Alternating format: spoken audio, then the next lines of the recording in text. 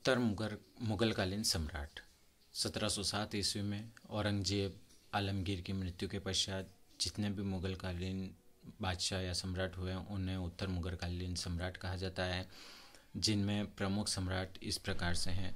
बहादुर शाह 1707 से 1712 ईस्वी, जहांदर शाह 1712 से 1713 ईस्वी, फ़र्रुख सियर 1713 से 1719 ईस्वी, रफ़ीउद्दर्जात 1719 ईस्वी, रफ़ीउद्दौला 1719 ईस्वी, मोहम्मद शाह रंगीला 1719 से 1748 ईस्वी, अहमद शाह 1748 से 1754 ईस्वी, आलमगीर द्वितीय 1754 से 1759 ईस्वी, शाह आलम द्वितीय 1759 से 1806 ईस्वी, अकबर द्वितीय 1806 से 1837 ईस्वी तथा बहादुर शाह द्वितीय 1837 से 1857 ईस्वी। इनका कुछ महत्वपूर्ण इनके काल की इस प्रकार से हैं। बहादुर शाह प्रथम 1707 से 1712 ईस्वी। इसका वास्तविक नाम मुअज्जम था। अपने भाई आजम को जाजऊ के युद्ध में हराकर ये बादशाह बना था।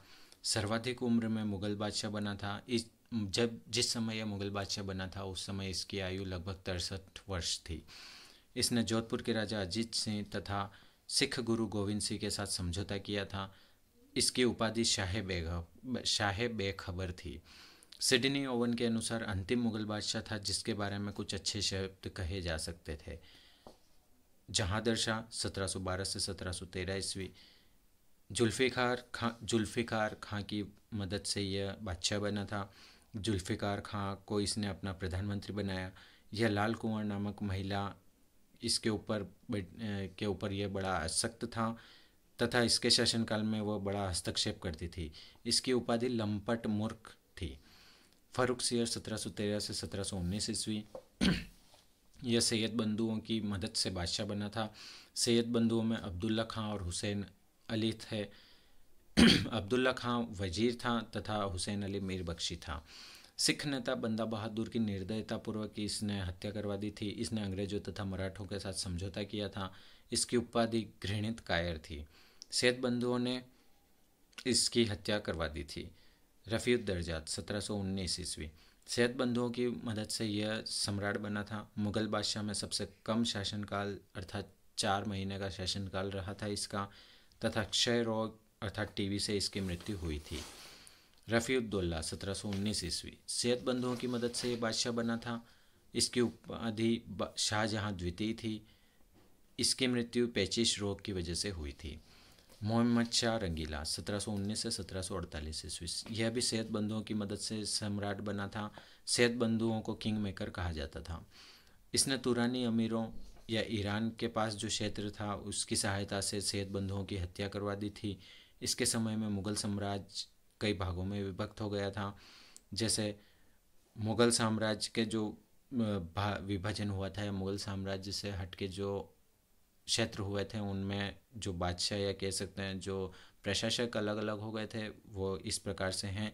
अवध यहाँ का जो प्रशासक कह सकते हैं या बादशाह कह सकते हैं या स्वतंत्रता अपनाने वाला व्यक्ति कह सकते हैं वो सआदत खां था जिसकी उपाधि बुरहानुल मुल्क थी। हैदराबाद यहाँ का प्रशासक था चिनकिलिच खां जिसकी उपाधि निजामुल मुल्क थी। कर्नाटक का था सआदत उल्ला खां। बंगाल का था मुर्शिद कुली खां। रुहेलखंड का था वीर दाऊद या अली मोहम्मद खां। भरतपुर का था बदन सिंह। 1739 ईस्वी में ईरान के राजा नादिर शाह ने भारत पर आक्रमण किया। नादिर शाह को ईरान का नेपोलियन कहा जाता है। करनाल के युद्ध में मुग़ल सेनाओं को इसने हराया था। नादिर शाह कोहिनूर हीरा तथा मयूर सिंहासन को अपने साथ ले गया था। अहमद शाह अब्दाली का प्रथम आक्रमण भी 1748 ईस्वी में इसी के समय हुआ था। इसके दरबार में सदारंग तथा अदारंग नामक 2 संगीतकार थे। उर्दू शायरी का जनक वली दक्कनी भी इसके दरबार में ही था। अहमद शाह 1748 से 1754 ईस्वी। इसका वजीर सफदरजंग अवध का नवाब था। उधमबाई नामक नर्तकी इसके शासनकाल में अत्यंत हस्तक्षेप करती थी तथा जावेद खान नामक एक हिजड़ा इसके दरबार में बड़ा प्रभाव रखता था। इमादुल मुल्क ने इसे अंधा करवा दिया था। आलमगीर द्वितीय 1754 से 1759 ईस्वी। इमादुल मुल्क ने इसकी हत्या करवा दी थी। शाह आलम द्वितीय 1759 से 1806 ईस्वी। इसने 1764 ईस्वी में बक्सर के युद्ध में भाग लिया था। 1765 से 1772 तक इलाहाबाद में अंग्रेजों से पेंशन लेकर रहा। 1762 ईस्वी में महादजी सिंधिया की सहायता से पुनः दिल्ली गया।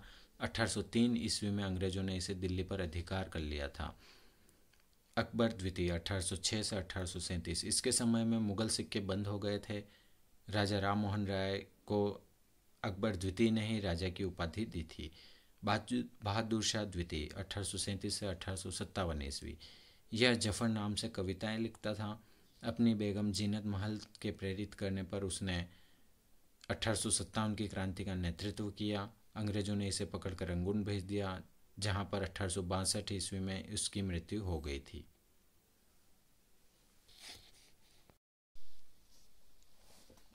बंगाल तथा अंग्रेज। मुर्शिद कुली खान ने मुर्शिदाबाद को बंगाल की राजधानी बनाया था।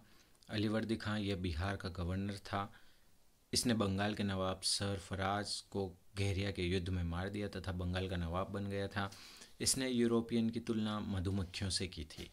नवाब सिराजुद्दौला यह अलीवर्दी खां का दोहिता था। सिराजुद्दौला के विरोधी सिराजुद्दौला के बहुत सारे विरोधी थे, जिनमें उसकी मौसी घसीटी बेगम, पूर्णिया का नवाब शौकत जंग, सेनापति मीर जाफर तथा जगत सेठ राय दुर्लभ भी एक उसका बड़ा विरोधी था। इन विरोधियों की कंपनियों के साथ मित्रता थी।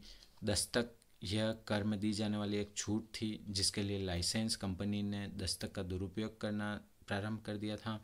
अंग्रेजों ने नवाब को कासिम बाजार फैक्ट्री का निरीक्षण करने नहीं दिया था। नवाब ने कलकत्ता पर अधिकार कर लिया एवं उसका नाम अलीनगर रख दिया था तथा कलकत्ता माणिकचंद को सौंप दिया था। मद्रास से क्लाइव कलकत्ता आया तथा माणिकचंद ने कलकत्ता को उसे सौंप दिया। अलीनगर की संधि 9 फरवरी 1757 ईस्वी। नवाब सिराजुद्दौला तथा क्लाइव के मध्य यह संधि हुई थी। इस संधि के कुछ प्रावधान इस प्रकार से थे। कंपनी के व्यापारिक अधिकार प्राप्त वापस कर दिए गए थे। नवाब पर युद्ध का हर्जाना लगाया गया। कंपनी कलकत्ता की किलेबंदी कर सकती थी। कंपनी नवाब के विरोधियों को शरण नहीं दे सकती थी। इसी समय ब्लैक हॉल की या काल कोठरी की घटना हुई। यह घटना 20 जून 1756 ईस्वी को हुई। 20 जून 1756 ईस्वी को हुई। अंग्रेज इतिहासकारों ने के अनुसार नवाब ने कंपनी के 146 कर्मचारियों को एक छोटे से कमरे में बंद कर दिया था। अगले दिन उनमें से केवल 23 व्यक्ति जीवित बचे थे। यह घटना अंग्रेज कर्मचारी हॉलवेल द्वारा बताई गई थी।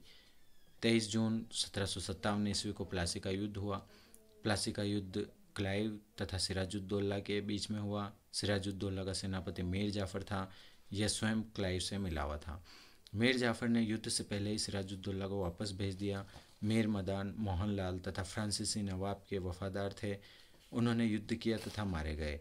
इस युद्ध में अंग्रेजों की जीत हुई तथा सिराजुद्दौला को मारकर बंगाल का नवाब बना दिया गया। के एम पन्नीकर के अनुसार प्लासी का युद्ध एक युद्ध नहीं बल्कि एक विश्वासघात था।